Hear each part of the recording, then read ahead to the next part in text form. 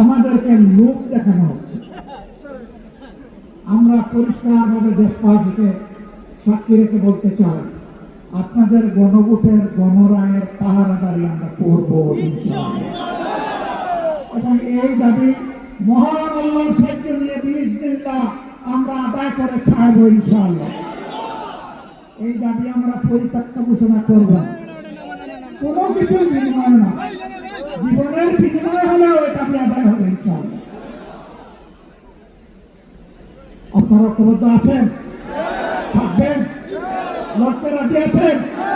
বাকি স্পন্টা হেলমেট সবগুলোকে বুড়ি আঙ্গুল দেখানোর জন্য প্রস্তুত আছে?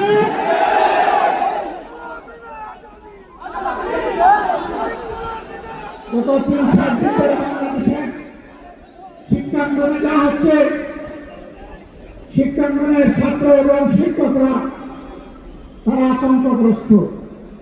সেই গণরুম গেস্টরুম সেই ফেসিবাদ আবার নতুন অ্যাপ্রন গায়ে দিয়ে চলে আসছে কিনা। আমরা শিক্ষাঙ্গনের ছাত্র শিক্ষক কর্মচারী সবাইকে বলবো, ফ্যাসিস্ট দেখানি প্রতিরোধ শেখানি। ছাড় দেওয়া হবে না, ছাড় আপনারা দিবেন না। হ্যাঁ, আর বালি বইতে একটু সময় লাগে, কিন্তু বালি হওয়ার পরে ওই গাছের বৃন্ত থেকে ওটা পচে গিয়ে পড়ে যায়। আর পাপে পছন্দ ধরেছে। এখন সরকার যদি এটা বুঝতে পারেন ভালো, না বুঝতে পারলে পতন কেউ দেখাতে পারবে না। ওনারা বলতে চান মাত্র 5 মাস হলো সরকারের, এত অস্থির কেন আপনারা? আমি পাল্টা প্রশ্ন করতে চাই, মাত্র 5 মাসের ভিতরে জনগণের সাথে এত বিশ্বাসঘাতকতা করলেন? আপনারা যদি বিশ্বাসঘাতকতা না করতেন, আমাদের তো অস্থিরতার কোনো কারণ ছিল না। দেশের 12টা বাজবে আর আমরা বসে বসে আঙুল চুষব? এটা হবে না। প্রিয় দেশবাসী, আপনারা প্রস্তুত হন। সব থেকে মনে হচ্ছে আরেকটা অনিবার্য বিপ্লব আসন্ন।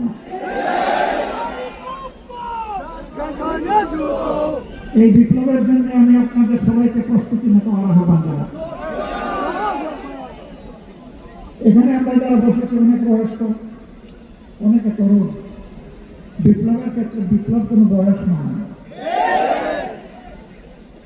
যেমন 24শে জুলাই আবার বৃদ্ধ বনিতা, 10 মাসের শিশু থেকে 90 বছরের বৃদ্ধ সবাই ছিল রাজপথে। আগামীতেও বয়স বিপ্লবকে সঙ্গ দিয়েই সামনে এগিয়ে যাবে ইনশাআল্লাহ। সেদিন সবাই হবে তরুণ, সবাই হবে যুবক, এবং ফ্যাসিবাদের বিরুদ্ধে লড়াই হবে আপোষহীন, তীব্র, বিজয় ছিনিয়ে আনার লড়াই হবে ইনশাআল্লাহ। জেলের ভয় দেখাবেন না, আল্লাহর মেহেরবানিতে এগুলোকে কোনো পাত্তাই নেই। ফাঁসির ভয় দেখাবেন না, ফাঁসির রশি যদি জাতির মুক্তির জন্য প্রয়োজন হয়, ফুলের মালাই সবে কবুল করে নেয়। ফাঁসির তক্তার উপর দাঁড়িয়ে বুক কাঁপবে না, ঠুট কাঁপবে না, বিজয়ের জয়ধ্বনি শুনিয়ে যাবো ইনশাআল্লাহ। সম্মানিত বন্ধুগণ, দেশের দাম কখন বাড়ানো হয়? বাড়ানোর আগে দেশ কমাই দেওয়া হয়, সমাজে সংকট সৃষ্টি করা হয়, জনগণ অতিষ্ঠ হয়ে উঠে। এই ফাঁকে দেশের দাম বাড়াইয়ে বলে জনগণ বলে, যাক বাবা, দাম বাড়লে ফাইয়া তো কিছু। এটা ফ্যাসিবাদী প্র্যাকটিস। যদি দাম বাড়ানোর আগে সংকট সৃষ্টি হয়, আর সংকট সৃষ্টি হওয়ার কারণে যদি দাম বাড়ার পরে আবার সংকট দূর হয়ে যায়, তাহলে দাম না বাড়াইয়া সংকট দূর হয় না। এটা জনগণের সাথে প্রতারণা। অতীতে যারা জনগণের সম্পদ লুণ্ঠন করেছে, চুরি করেছে, ডাকাতি করেছে, এখন সরকারি দলের দিককে ব্যক্তি বলেছেন সেই চুরি ডাকাতি অপরাধের প্রবৃদ্ধি হয়েছে, কোনো পরিবর্তন হয় না। এটা আরেকটা রাজশাস্তি, স্বীকারোক্তিমূলক জবানবন্দি, 164 ধারা। ওনারা সংবিধান বলেন তো, এই জন্য একটা সংবিধান বললাম।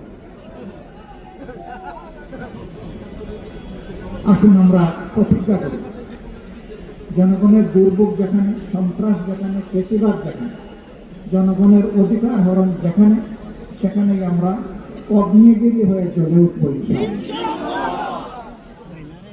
কোনো বাধা মানব না, কোনো বাধা মানব না ইনশাআল্লাহ, কোনো বাধা মানব না।